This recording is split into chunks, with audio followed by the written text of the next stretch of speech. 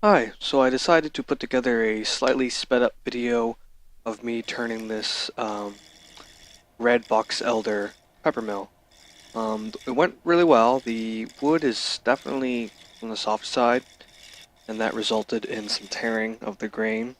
And after the roughing, you see a cut in the video. That is me trying to find a tool that'll actually leave a decent finish while simply just trying to round the blank together. Get rid of all the flat spots on it.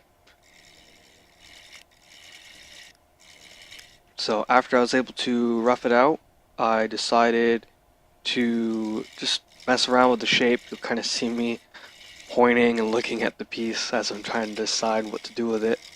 Um, has a nice one side of it has a nice section of the red you get with the red box elder. I've worked with the wood a few times before, so I knew what to expect. It's very soft. It's very similar to cherry. Tears very easily, at least with this wood because it was so dry and has some spalting.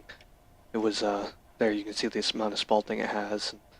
There's even a knot in there that I was just trying to make sure I didn't catch on.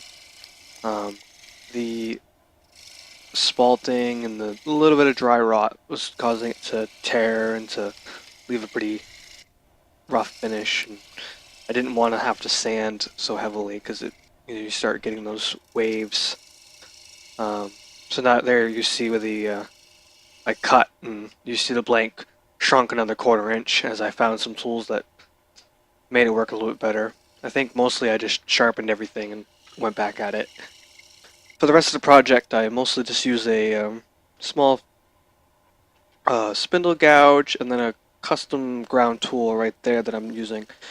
I fear for my safety when I use that tool just because the wings and the flutes are protruding outwards towards the piece, and if I get the angle just right, I'll get a beautiful finish.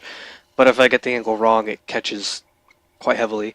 Um, I don't have a very good.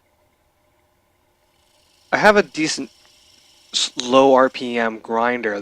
The issue with it is that I don't really have all the jigs and the proper angles to get the proper bevels on my tools. So this is one that I've had for a long time, and the bevel is just turned into what it is now, and it works for me.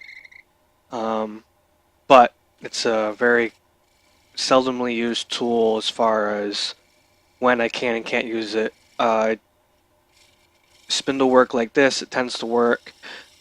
Absolutely always have to make sure I'm going down grain. I never want to go uphill with it because it'll definitely catch. But it leaves a wonderful, wonderful surface. The angle on it's extremely small, and therefore the bevel rides very nicely.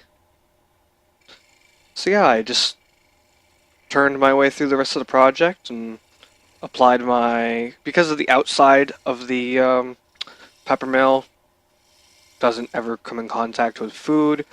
I used a triple E compound to get it nice and shiny, and then I used my normal um, mineral oil mixed with butcher block oil, and then after that I used triple P hot wax, which I melted on with a paper towel.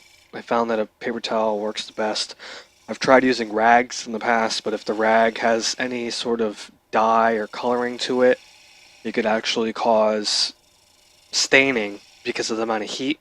Certain colors, like green or red, it'll actually turn my wood green or red, and then I have to kind of start the finishing process all over. So I found that paper towels are the best. Plus, if it catches or if it wraps, paper towel just rips without any risk to me.